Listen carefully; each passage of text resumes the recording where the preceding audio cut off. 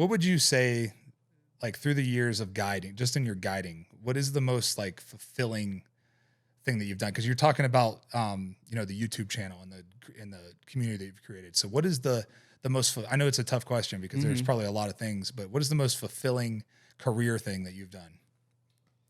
Yeah, dude. So I'm going to answer it two ways.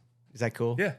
So probably, man, the business that I built, the logistical part of the business that nobody ever saw, not the dead elk, not the big dead mule deer, all the goat, sheep, all that part that has no exposure, I'm very proud of. Like I took something that, was servicing like 3 or 4 hunters at the time, to hundreds of guys, you know what I mean? And then I expanded that to different areas to do the sheep and goat. I had I used to go up to British Columbia for 5 or 6 weeks every spring and do, dozens of bear hunts up there. Like I built a machine, and it doesn't even matter that it's hunting. It was just like my entrepreneurial endeavor that I took on, and I felt like it was a success. Back to originally when we talked about, I think one of the reasons that I sold it was I couldn't grow it anymore. Yeah. Right. So, there's a bunch of, just reasons why that is, but, it was constrained. I basically felt like I had it maxed out. So that is for sure. Like, and it doesn't, and nothing to do with hunting. It's more just an entrepreneurial thing. Yeah. And I found like, even now as like kind of reinvent myself, there's a part of me that just likes that, man. You know what I mean? Just likes, building. Yeah. Building something new and then like seeing it turn into something that's cool. That's probably the biggest one, as it relates to hunting. And this is going to make me sound asinine, but I'm just going to do it anyways. Something about, because of the size of my business and the varied type of clientele I had, I was exposed to a huge data set on specific species that, and I was cognizant of it during the time that I built up a knowledge base that's, I couldn't have got any other way, Derek. Yeah. You know what I mean? I couldn't, the reps, like the only comparable thing for the knowledge base that I built up around just the nitty gritty of killing elk, particularly heavily pressured stuff. It's almost like a market hunter back in the day. They would have had that. Yeah. You know what I mean? Like, for all the bad things. The long hunters Yeah, back in the yeah, day, dude, yeah. for all the bad connotation of like the buffalo, the buffalo market hunters or whatever, and that's all warranted. Like it wasn't a good thing.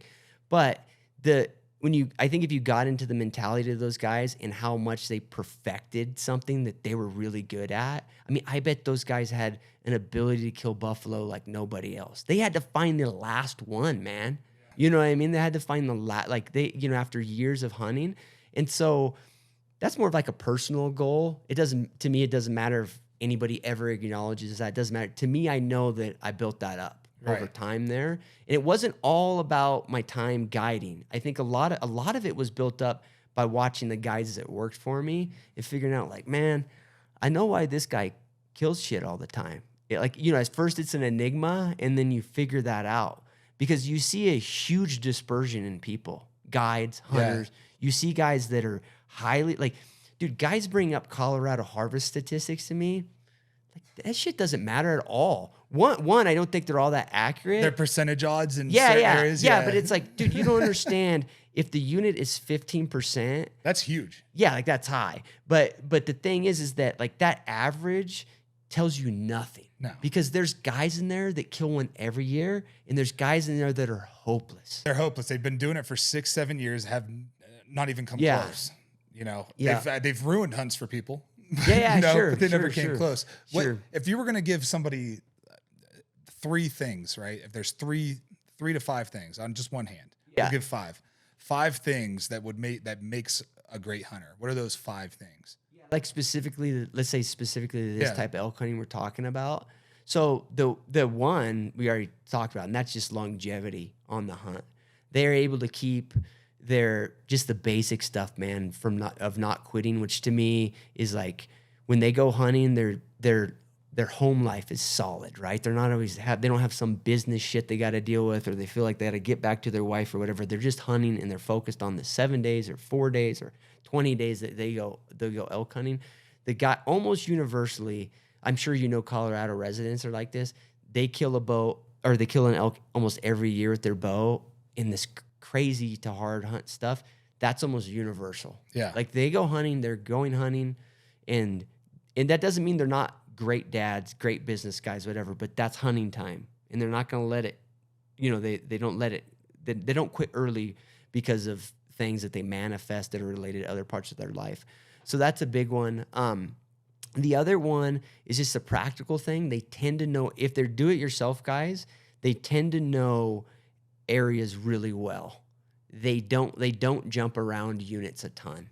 Like they'll know a unit pretty darn well, and even when the hunting's tough, they'll be able to scratch out where the elk are. You know what I mean? And to me, again, dude, that's just like a probability thing.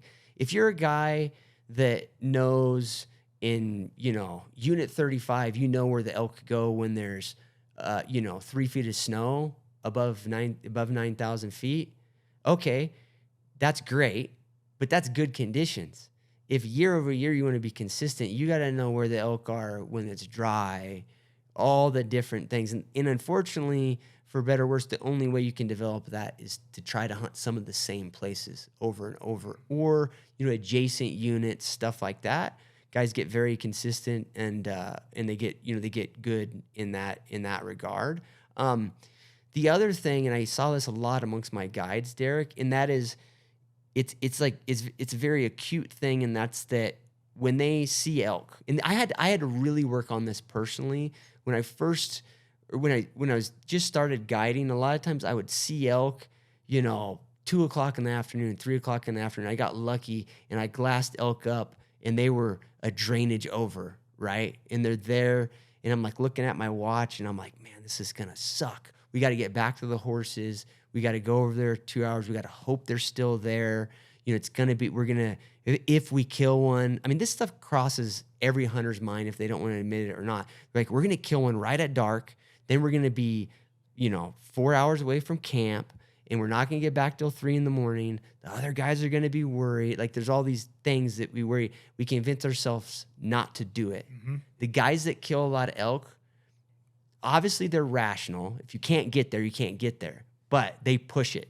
When they get an opportunity on elk to get the shit hunted out of them, they push it every time. Yeah. And in the end, it's amazing to me how many times I've been like, man, this is on the verge of being dumb, and it ends up with a dead bull. Yeah. You know what I mean? Yeah. I hate that. Usually it's the majority of the time where you think, man, I don't know. And then you do it and you'll kill one. Yeah. I would agree. So, I would agree 1,000%. Those are the three that this isn't going to work. And then Yeah. Well, you give yourself so many reasons to be like, you try to talk yourself out of it. We'll find them tomorrow. And this kind of stuff, not finding them. No. Yeah, those it's hard. things move and cover so much ground. Yeah. There's so many variables, people,